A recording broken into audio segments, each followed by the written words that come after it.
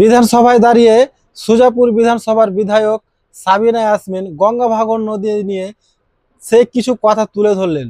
তো চলুন সেই সাবিনা ইয়াসমিন এই ভিডিওর মধ্যে কি কথা বলছেন আমরা প্রত্যেকেই শুনে আসি। আমি গঙ্গা ভাগন নিয়ে আমি 2 মিনিট আমাদের এলওপির কাছ থেকে আমি 2 মিনিট সময় আপনাদের কাছ থেকে চেয়ে নিচ্ছি। এলওপির কাছ থেকে নিয়ে আমি কি রাজি আছে? এলওপির সঙ্গে কথা হয়েছে আমার।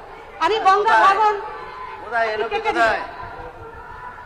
আমি গঙ্গা ভাগন নিয়ে বলতে চাই, এখানে 163 কিলোমিটার যেটা আমাদের গঙ্গা ভাঙন রোধ করার জন্য আমাদের বাজেটে ধরা হয়েছে, কিন্তু বাজেটে কোনো একটা টাকাও বরাদ্দ হয়নি।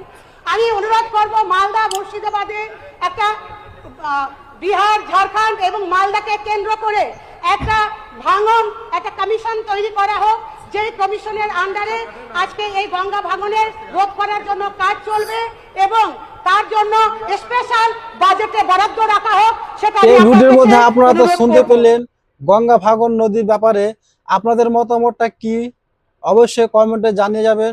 আর এই ভিডিওটি প্রচুর পরিমাণে শেয়ার করে দেবেন যাতে করে প্রত্যেক জনগণ সাধারণ মানুষের কাছে যাতে পৌঁছে যেতে পারে।